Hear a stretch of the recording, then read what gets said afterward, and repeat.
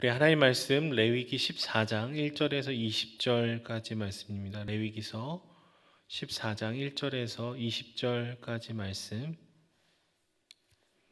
1절부터 9절까지 말씀만 읽도록 하겠습니다. 레위기 14장 1절에서 9절 말씀 읽도록 하겠습니다.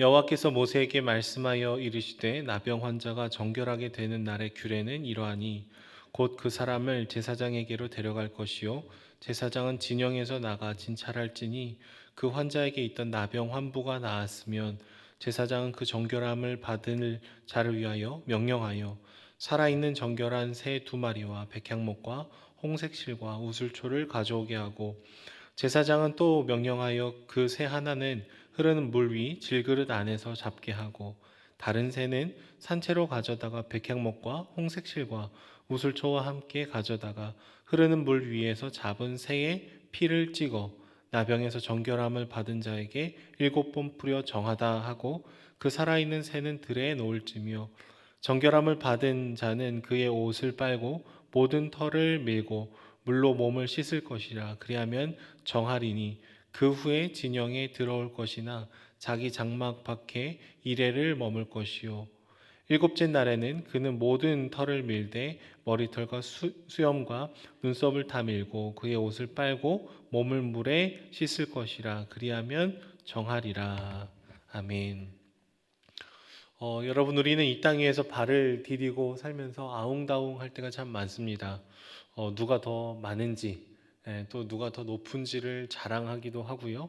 경쟁을 하기도 합니다. 하지만 비행기를 타고 이렇게 하늘 위로 올라가 보면은 하늘 위에서 내려보는 이 인간이라는 존재가 굉장히 작은 점에 불과하다라는 사실을 마주하게 됩니다. 이 땅에서 아무리 크고 화려해도 점에 불과하죠. 그러니까 주님이 우리의 이름을 불러주시기 전에는 우리는 참 작고 연약한 존재인 것 같습니다. 그래서 동시에 우리가 이 땅 위에서 하나님을 부르고 우리가 그분을 만나는 것을 우리는 굉장히 익숙하고 굉장히 당연한 것으로 생각을 하지만 비행을 하고 또 지구의 이 커다란 사이즈들을 보면 또 하늘의 크고 높음을 보게 되면은 하나님이 어떠한 분이신지에 대해서 우리가 다시금 묵상을 하게 됩니다. 이 놀라운 세계를 만드신 분이시고 그리고 이 지금도 이 모든 만물을 운행하시는 그분을 내가 감히 이름을 부르고 기도를 하고 응답을 해 주시고 그렇게 주님께 나아갈 수 있다라는 것이 곰곰이 생각해 보면은 이게 말로 다 할 수 없는 은혜라는 사실을 다시금 기억을 하게 되는 것이죠. 여러분, 그래서 죄인인 우리가, 지극히 작은 우리가 이 모든 만물을 만드실 주님을 만난다라는 것은 굉장히 높은 차원의 일인 것이죠. 우리가 주님을 아련한다라는 것은요, 하나님의 말할 수 없는 낮아지심이고 우리의 말할 수 없는 특권이자 은혜인 것입니다. 여러분, 그래서 레위기의 이 말씀 가운데에서는요, 계속해서 거룩에 대한 높은 수준을 얘기를 하고 있습니다. 하나님이 거룩한 분이시고 하나님이 대단한 분이시기 때문에 우리도 그분을 만나기 위해서는 거룩해야 되는 것이죠. 그냥 아무런 준비 없이 함부로 우리가 만날 수 있는 그런 분이 아니다라는 거예요. 우리의 몸과 우리의 마음을 돌아보고 하나님을 만나기 위해서는 때로는 까다로운 이 조건들을 수행해 나갈 필요성이 있습니다. 그래도 우리는 은혜임을 고백합니다. 아무리 복잡해도 주님과의 만남은 그래도 선물인 것이죠. 특별히 오늘 우리가 읽은 본문에서는 나병 환자가 다시금 하나님을 예배하러 가기까지 어떤 과정들을 통해서 정결해질 수 있는지에 대해서 얘기를 하고 있습니다. 역시 복잡합니다. 하지만 은혜이죠. 특별히 오늘 본문의 얘기를 보기 전에 이 레위기 말씀 또 구약의 말씀 가운데에서는 우리의 상태를 크게 복잡하지만 세 가지 정도로 구분 짓고 있음을 기억해 봐야 됩니다. 첫 번째는 이제 거룩한 상태입니다. 하나님을 예배하고 만날 수 있는 그런 상태이죠. 두 번째는 정결한 상태. 세 번째는 부정결한 상태로 이렇게 정리를 해볼 수 있습니다. 사람은 정결 예식을 통해서 하나님께서 마련해 주신 그 율법을 통해서 조금씩 이렇게 한 단계씩 올라갈 수 있습니다. 하지만 부정한 것에 접촉이 되거나 죄를 짓게 되면은 이렇게 다운그레이드가 돼서 속화가 일어난다, 오염이 일어난다라고 이 구약 말씀에서는 기록을 하고 있습니다. 그러니까 나병 환자가 되어 있는 이 상태라는 것은 이 세 번째 부정결한 상태에 처해 있는 것이죠. 그래서 오늘 말씀을 보시면은 이게 여러 단계에 걸쳐서 이 정결 규례를 지켜가는 것을 보이게 됩니다. 먼저는 제사장이 진영 밖에 나가서 살아있는 새 2마리와 백향목, 홍색실, 우술초를 준비를 하고 있습니다. 새 중에 한 마리는 흐르는 물 가운데 이게 잡게 되고요. 그 피를 흐르는 물과 함께 질그릇 안에 담게 됩니다. 그리고 백향목과 홍색실을 그 질그릇 안에 함께 담게 되고요. 그 피를 환자에게 7번 뿌리면서 정하다라고 얘기를 해 줍니다. 그래 남은 새 한 마리가 있는데 그 새에다가 이 다른 새의 피와 이 홍색실과 백향mol이 담겨 있는 이 빨간 피를 적시고 이렇게 보내주는 것이 오늘 본문에 나와 있는 것을 우리는 볼 수 있습니다. 이 날아가는 새는 마치 아사셀의 염소처럼 인간에게 있는 죄를 지고 떠나가는 이미지를 보여주고 있는 것이죠. 그리고 나서 환자는 몸에 털을 밀고 옷을 빨고 몸을 씻은 후에 진영 밖에서 있는 것이 아니라 진영 안으로 들어오게 됩니다. 하지만 여전히 7일 정도를 집 안에 거하면서 다른 사람과 접촉을 하지 못하죠. 그리고 7일 후에는 다시금 그 사이에 자란 털을 밀고 옷을 빨고 다시금 몸을 씻습니다. 여러분, 하나님은 굉장히 거룩하신 분이기 때문에 하나님께 나아가는 사람도 이 부정결의 자그마한 가능성조차를 계속해서 돌아보고 있는 장면이 오늘 말씀 본문에 담겨 있는 것이죠. 일주일 동안 자라난 털도 다시금 돌아보고 그 마음도 돌아보고 하나님 앞에 온전하게 서기 위한 그 경외하는 마음이 오늘 본문에 들어 있습니다. 그리고 나서야 하나님께 제사를 드립니다. 제사를 드리는 모습 중에서도요, 속건 제물의 이 피를 취해서 오른쪽 귓부리와 오른쪽 엄지 손가락 그리고 오른쪽 엄지 발가락에 바를 것을 얘기합니다. 이것은 우리 머리끝부터 발끝까지 다 하나님 앞에 온전히 드리겠습니다, 정결해지기를 원합니다라는 이 표현이죠. 그리고 더 나아가서 속건제, 속죄제, 번제, 소제를 드리며 하나님을 제사하고 예배하는 모습으로 나아가고 있습니다.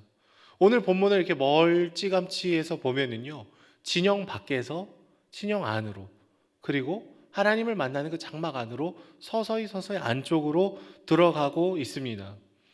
에덴 동산도 그러했고요, 성막과 성전의 구조도 그랬습니다. 바깥에서 안쪽으로 들어갈수록 거룩한 이 차등이 있었고, 그리고 들어가기 위해서 하나님께서 말씀해 주시는 그 규례들을 지키면서 거룩하신 주님을 그 중심에서 만나게 되는 것이죠. 가장 안쪽으로 들어가기 위해서는 함부로 나아갈 수 없었습니다. 거룩해야 되고 정결하고 구별된 우리의 마음과 사람들만이 들어갈 수 있었던 것이죠. 물론 그 중간에 부정한 것들을 우리가 접촉을 하게 되면은 이 중심부로 가게 되는, 하나님을 만나러 가게 되는 일들 가운데 뭔가 지연이 생기게 되었습니다. 하지만 여러분, 신약 성경의 말씀에 들어와서 보시면은 전혀 다른 일이 일어나는 것을 저희는 볼 수가 있습니다. 가장 거룩하신 분이 저 방 중심에 안쪽에 계시지 않고 진영 바깥으로 나오시는 일들이 일어나게 되죠. 거룩하신 그분이 죄가 가득하고 깨어져 있는 이 세상으로, 이 땅으로 내려오심이 나오고 있습니다. 부정한 것과의 이제 접촉을 극도로 꺼려하던 사람들에게 오히려 거룩을 전파하기 위해서 찾아오시고 손을 대주시고 우리의 깨어진 인생 가운데 붙들어 주고 계시다라는 것을 보게 되는 것이죠. 그래서 이 레위기의 말씀은 가운데를 향해서, 중심을 향해서 조심히 한 단계 계속해서 들어가는 그림이라면, 신약 성경에서는 바깥으로 나와 주시는 주님의 이 거룩하심이 우리에게 흐르고 있는 것이죠. 오늘 말씀에서는 피 묻은 새가 날아갑니다. 하지만 예수님은 자신이 이 십자가에서 흘린 피를 통해서 우리의 모든 죄를 사하셨음을 보여주고 있으신 것이죠. 그래서 오늘 말씀의 모든 내용들은 사실은 다 예수님께서 다 이루시고 완성해 가시는 이 그림으로 이어지고 있다라는 것입니다. 하지만 여러분 여전히 우리는 이 레위기의 말씀을 기억해야 됩니다. 우리가 주님의 은혜 없이는 사실은 이렇게 주님을 함부로 만날 수 있는 존재가 아니라는 것을 기억을 해야 되죠. 그래서 우리의 말과 우리의 행동과 우리의 숨어있는 그 마음의 그 동기들을 돌아보며 하나님, 내가 정말 머리끝부터 발끝까지 거룩합니까? 정결합니까? 내가 그 말씀을 통해서 우리를 비춰보기 원합니다. 그런 우리의 진지한 마음의 태도가 있어야 되는 것입니다. 여러분, 때로는 우리가 주님의 완전한 은혜를 너무나 의지하면서 우리의 내면을 굉장히 대충대충 보려고 할 때가 있지 않습니까? 주님 이미 용서해 주셨으니까 이 진영 밖에서, 진영 안으로, 장막 안으로 우리 너무나 쉽고 가볍고 아무렇지 않게 만약에 그 단계를 걸어갔더라면 이 레위기 말씀을 통해서 그렇게 단번에 들어갈 수 있는 것이 아니었구나. 그게 간단한 것이 아니구나. 예수님의 그 보혈을 통해서 우리가 굉장히 많은 특권을 갖게 된 것이구나.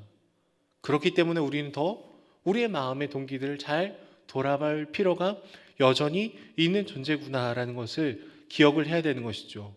오늘 말씀 본문을 보시면은 몸에 있는 털을 다 밀고 옷을 빨고 목욕을 다 재개한 다음에도 일주일이라는 기간이 지난 사이에 또 다시 자기를 돌아보는 장면이 나옵니다.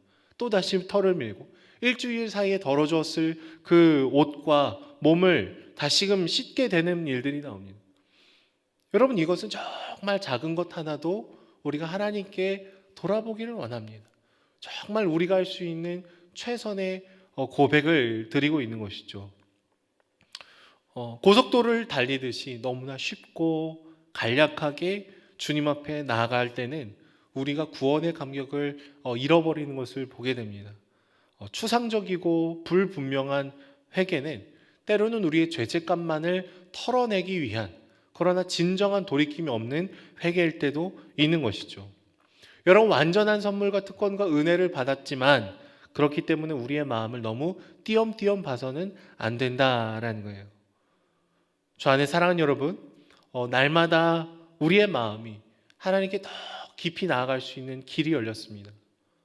예수님께서 그 십자가의 보혈과 죽으심과 살아나심으로 우리가 담대하게 은혜의 보좌로 나아갈 수 있는 특권을 주셨습니다. 그러나 그 길을 걸어갈 때에도 오늘 말씀에 나와 있는 그 조심스러운 마음으로 하나님, 내 머리끝부터 발끝까지 정말 돌아보기 원합니다.